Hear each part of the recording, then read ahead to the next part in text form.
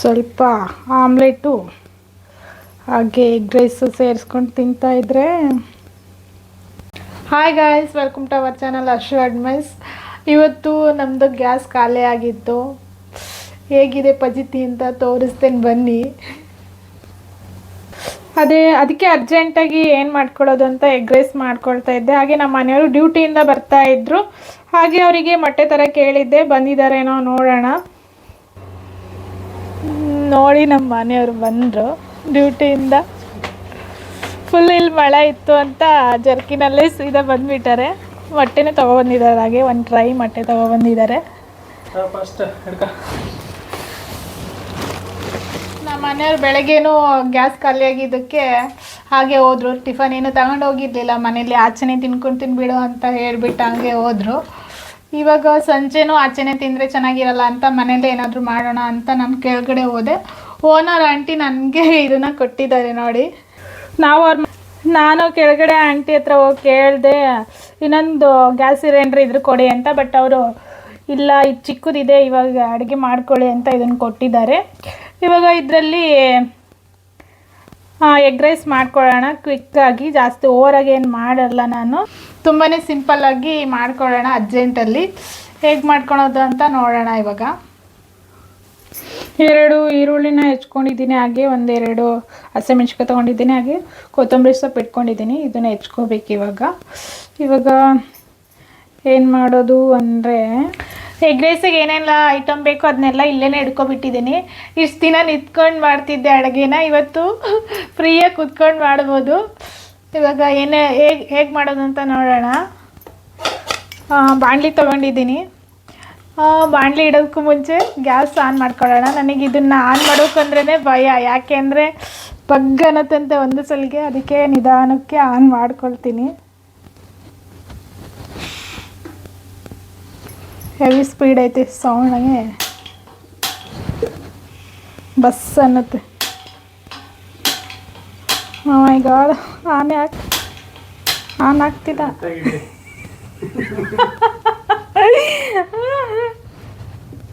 ಅವಾಗಲೇ ಆನ್ ಆಗಿತ್ತು, ಇವಾಗ ಆನೇ ಆಗ್ತಿಲ್ಲ.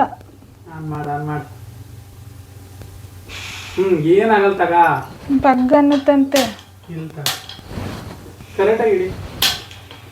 ನೋಡು, ಆನ್ ಮಾಡು. ಬರ್ತಾ ಇಲ್ಲ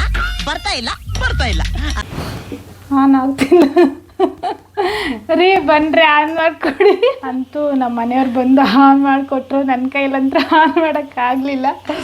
ಇವಾಗ ಬಾಣಲಿ ಇಟ್ಕೊಳ್ಳೋಣ. ಬಾಣಲಿ ಇಟ್ಕೊಂಡು ಆಯಿಲ್ ಹಾಕ್ಕೊಳ್ಳೋಣ.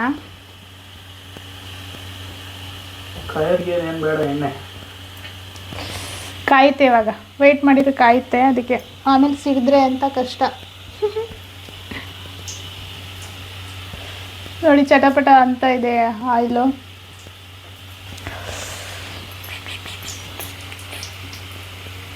ಇನ್ನೊಂದು ಸ್ವಲ್ಪ ಎಣ್ಣೆ ಹಾಕ್ಕೊಳ್ಳೋಣ. ಇಬ್ಬರಿದ್ದೇವಲ್ಲ ಹಾಗಾಗಿ. ಇವಾಗ ಈರುಳ್ಳಿನ ಹಾಕ್ಕೋತಾ ಇದ್ದೀನಿ ನಾನು. ಎಣ್ಣೆ ಕಾದಿಲ್ಲ. ನನಗೆ ಇಂಥದ್ರಲ್ಲಿ ಮಾಡಬೇಕು ಅಂದರೆ ತುಂಬ ಭಯ. ಇವಾಗ ಎಣ್ಣೆ ಕಾದಿದ್ದೆ, ಈರುಳ್ಳಿ ಹಾಕ್ಕೋತಾ ಇದ್ದೀನಿ.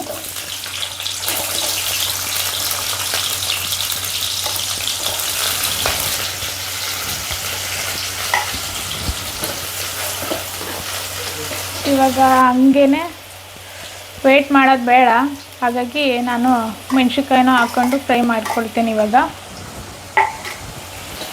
ಉರಿ ತುಂಬಾ ಸಣ್ಣಕ್ಕಿದೆ, ಅದಕ್ಕೆ ಸ್ವಲ್ಪ ಜಾಸ್ತಿ ಮಾಡ್ಕೊಳ್ತೀನಿ.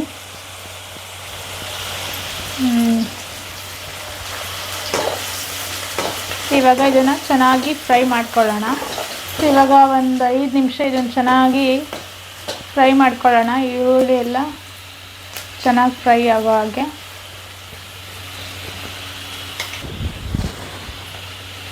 ಇವಾಗ ಇದು ಫ್ರೈ ಆಗಲಿ. ಹಾಗೆ ನಮ್ಮ ಮನೆಯವ್ರು ಮೊಟ್ಟೆ ತೊಗೊಬಂದಿದ್ದಾರೆ. 1 ಟ್ರೈನೇ ತೊಗೊಬಂದರೆ.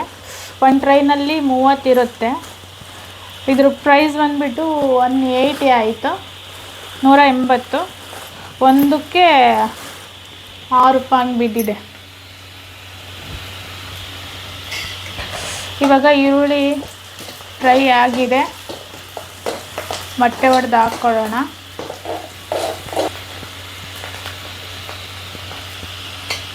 ಬರೀ ಎಷ್ಟು ಮೊಟ್ಟೆ ಬೇಕು? ಒಂದು 5 ಹಾಕ್ಲಾ?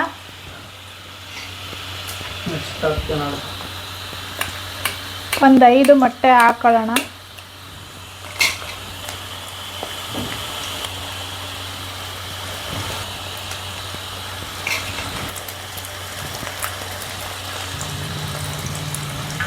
ಇವತ್ತು ಹೇಗಿದೆ ಅಂದರೆ, ನಾನು ಇಡ್ಲಿಗೆ ಹಾಕ್ಕೊಂಡಿದ್ದೆ, ಒಂದು ಇಬ್ಬೆ ಇಡ್ಲಿ ಆಗಿದೆ. ಬಟ್ ಸಾಂಬಾರೇ ಮಿಕ್ಸಿಗೆ ಹಾಕಿ ಕುದಿಸ್ಬೇಕಿತ್ತು, ಅಷ್ಟೊತ್ತಿಗೆ ಖಾಲಿ ಆಗಿಬಿಡ್ತು. ಇನ್ನೇನು ಮಾಡೋಕ್ಕಾಗುತ್ತೆ ಅಂತ ನಮ್ಮ ಮನೆಯವರು ಸುಮ್ಮನೆ ಆಚೆ ತಿಂತೀನಿ ಬಿಡು ಅಂತ ಹೋದರು. ಇವಾಗ ಇಡ್ಲಿ ಹಿಟ್ಟೆಲ್ಲ ವೇಸ್ಟು, ಅದರಲ್ಲೂ ಫ್ರಿಜ್ಜಲ್ಲಿ ಇಟ್ಟಿದ್ದೀವಿ. ನೋಡೋಣ, ಬೆಳಗ್ಗೆ ಇಡ್ಲಿ ಮಾಡ್ಕೊಂಡು ತಿನ್ನಬೇಕು. ಎಲ್ಲ ಹುಳಿ ಆಗಿರುತ್ತೋ ಏನೋ ಗೊತ್ತಿಲ್ಲ ಇಡ್ಲಿ ಹಿಟ್ಟೆಲ್ಲ. ನೋಡಿ, ಇವಾಗ ನಾನು 5 ಮೊಟ್ಟೆ ಒಡೆದು ಹಾಕ್ಕೊಂಡಿದ್ದೀನಿ. ಇವಾಗ ಸ್ವಲ್ಪ ಹೊತ್ತು ಬಿಟ್ಟು ಇದನ್ನು ಮಿಕ್ಸ್ ಮಾಡ್ಕೋಬೇಕು.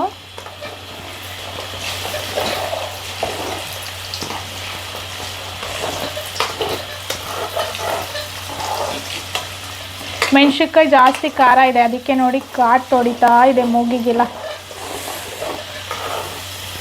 ಇದನ್ನು ಸ್ವಲ್ಪ ಹೊತ್ತು ಬಿಟ್ಟು ಚೆನ್ನಾಗಿ ಬಾಯ್ಲ್ ಆದಮೇಲೆ ಮಿಕ್ಸ್ ಮಾಡ್ಕೋಬೇಕು, ಇಲ್ಲಾಂದರೆ ಎಲ್ಲ ಪುಡಿ ಪುಡಿ ಆಗಿಬಿಡುತ್ತೆ, ಬಾಯಿಗೇನು ಸಿಗಲ್ಲ. ಹಾಗಾಗಿ ನನಗೆ ಯಾವ ಥರ ಫೀಲ್ ಬರ್ತಾ ಇದೆ ಅಂದರೆ, ಈ ಥರ ಕುತ್ಕೊಂಡು ಮಾಡ್ತಾ ಇರೋದಕ್ಕೆ ಹೊರಗಡೆ ಎಲ್ಲ ಪಿಕ್ನಿಕ್ ಹೋಗಿ ಮಾಡ್ತಾರಲ್ಲ ಔಟ್ಸೈಡ್ ಎಲ್ಲ ಟೆಂಟ್ ಹಾಕ್ಕೊಂಡು, ಆ ಥರ ಫೀಲ್ ಬರ್ತಾ ಇದೆ.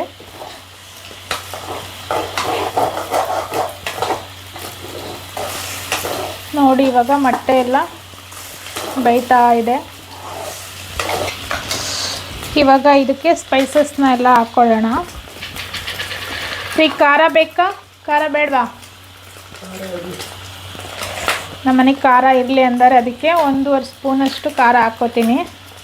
ಯಾಕೆಂದರೆ ಚಿಲ್ಲಿನೂ ಹಾಕಿದ್ದೇವಲ್ಲ, ಹಾಗಾಗಿ ಇನ್ನೂ ಜಾಸ್ತಿ ಖಾರ ಆಗಿಬಿಡುತ್ತೆ. ಹಾಗಾಗಿ ನೋಡ್ಕೊಂಡು ಹಾಕ್ಕೊಳ್ತೀನಿ. ಇದು ಐತೆ, ಹಿಡ್ಕೊಂಡಿಲ್ಲ ಅಂದರೆ ತಿರ್ಗ್ಸೋಕ್ಕೆ ಆಗಲ್ಲ, ಫುಲ್ ಬಿದ್ದೋಗ್ಬಿಡುತ್ತೆ.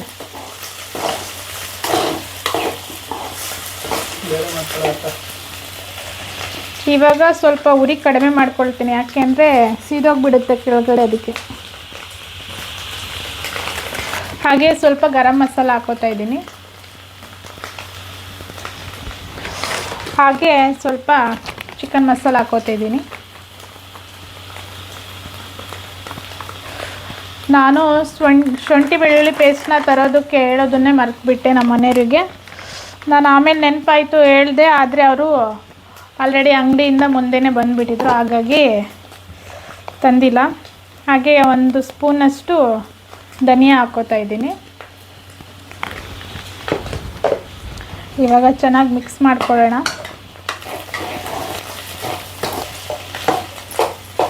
ಒಳ್ಳೆ ಇದು ಎಗ್ ಬುರ್ಜಿ ಥರ ಕಾಣಿಸ್ತಾ ಇದೆ ಅಲ್ಲ. ಇವಾಗ ಇದಕ್ಕೆ ರುಚಿಗೆ ತಕ್ಕಷ್ಟು ಉಪ್ಪು ಹಾಕ್ಕೊಳ್ಳೋಣ.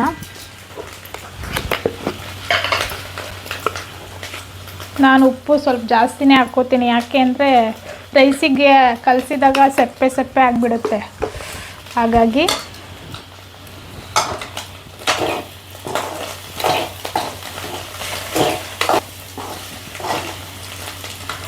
ಇವಾಗ ಇದಕ್ಕೆ 1 ಸ್ಪೂನಷ್ಟು ತುಪ್ಪ ಹಾಕ್ಕೋತೀನಿ. ನಮ್ಮನೆಗೆ ಎಲ್ಲ ಅಡುಗೆಗೂ ತುಪ್ಪ ಇರಲೇಬೇಕು, ಹಾಗಾಗಿ ತುಪ್ಪ ಹಾಕೋತಾ ಇದ್ದೀನಿ.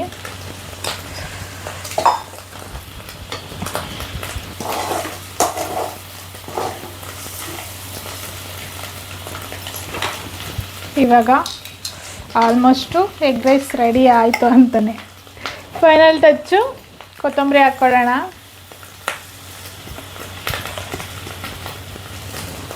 ನಾನು ಜಾಸ್ತಿ ಆಡಂಬರ ಮಾಡ್ತಾಯಿಲ್ಲ, ಯಾಕೆ ಅಂದರೆ ಟೈಮ್ ಬೇರೆ ಆಗಿದೆ ಇವಾಗ, ಅದಕ್ಕೆ ಇರೋದ್ರಲ್ಲೇ ಮಾಡ್ಕೊತಾ ಇದ್ದೀನಿ.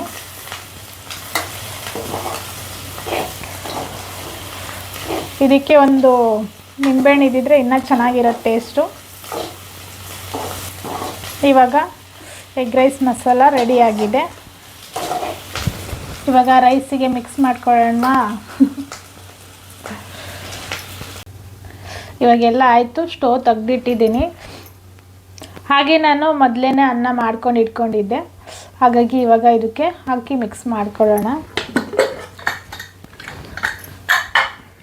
ನಾನು ಸ್ವಲ್ಪ ಇದಕ್ಕೆ ತೆಗ್ದಿಟ್ಟಿದ್ದೀನಿ ಸೈಡಲ್ಲಿ, ಜಾಸ್ತಿ ಆದರೆ ಅಂತ.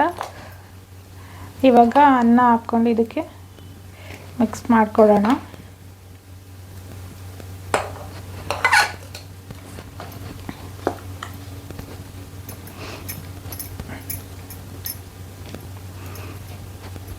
ಇದನ್ನು ಮಾಡ್ಕೊಳ್ಳೋದಕ್ಕೆ ಜಾಸ್ತಿ ಸಮಯ ಏನು ತಗೊಳ್ಳಲ್ಲ. ನೀವೇನಾದರೂ ನಿಮ್ಮ ಮನೇಲೋ ಗ್ಯಾಸ್ ಏನಾದರೂ ಖಾಲಿ ಆದರೆ ಈ ಥರ ಟ್ರೈ ಮಾಡ್ಬೋದು ನೋಡಿ. ಹಳ್ಳಿ ಕಡೆ ಎಲ್ಲ ಒಲೆ ಇದ್ದೇ ಇರುತ್ತೆ, ಗ್ಯಾಸ್ ಖಾಲಿ ಆದರೆ ಸೀದಾ ಅವ್ರ ಕಟ್ಟಿಗೆ ತೊಗೊಬಂದು ಒಲೆ ಹಚ್ಕೊಂಡು ಅಡುಗೆ ಮಾಡ್ಕೋತಾರೆ. ಬಟ್ ಬೆಂಗಳೂರಲ್ಲಿ ಸಿಟಿ ಕಡೆ ಒಲೆಗಳೇ ಕಡಿಮೆ. ಗ್ಯಾಸು ಖಾಲಿ ಆಯ್ತು ಅಂದರೆ ಸುಮ್ಮನೆ ಔಟ್ಸೈಡ್ ತೊಗೊಬರೋದು, ತಿನ್ನೋದು, ಅಷ್ಟೇ ಕೆಲಸ ಮಾಡೋದು. ನೋಡಿ, ಎಗ್ ರೈಸ್ ರೆಡಿಯಾಗಿದೆ. ದಿಢೀರ್ ಎಗ್ ರೈಸ್ ಇದು.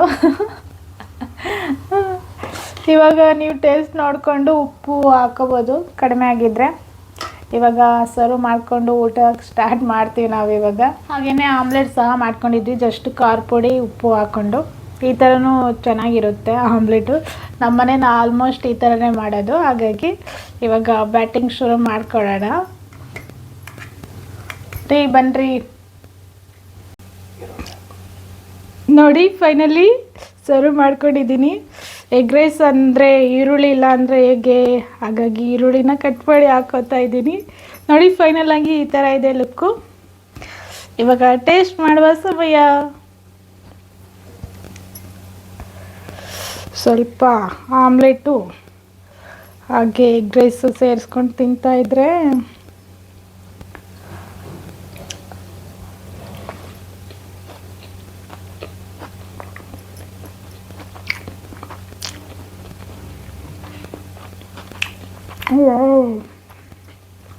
ತುಂಬಾ ಚೆನ್ನಾಗಿದೆ. ಸ್ವಲ್ಪ ಖಾರ ಆಗಿಬಿಟ್ಟಿದೆ, ಯಾಕಂದರೆ ನಮ್ಮ ಮನೆಯವ್ರಿಗೆ ಸ್ಪೈಸಿ ಬೇಕು ಅಂದಿದ್ರಲ್ಲ, ಹಾಗಾಗಿ ಮೊಟ್ಟೆ ಎಲ್ಲ ಬಾಯಿಗೆ ಚೆನ್ನಾಗಿ ಸಿಗ್ತಾಯಿದೆ. ಇನ್ನೊಂದು ತಿಂತೀನಿ ತಡೀರಿ.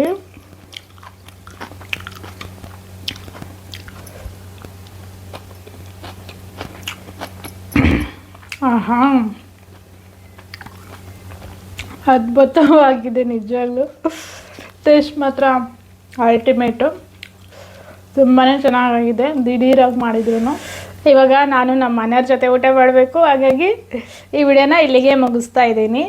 ಹಾಗೆ ಈ ವಿಡಿಯೋ ನಿಮಗೆ ಇಷ್ಟ ಆದರೆ ಲೈಕ್ ಮಾಡಿ, ಶೇರ್ ಮಾಡಿ, ಕಮೆಂಟ್ ಮಾಡಿ ಅಂತ ಹೇಳ್ತಾ ನೆಕ್ಸ್ಟ್ ವಿಡಿಯೋದಲ್ಲಿ ಸಿಗೋಣ. ಎಲ್ಲರಿಗೂ ಬಾಯ್.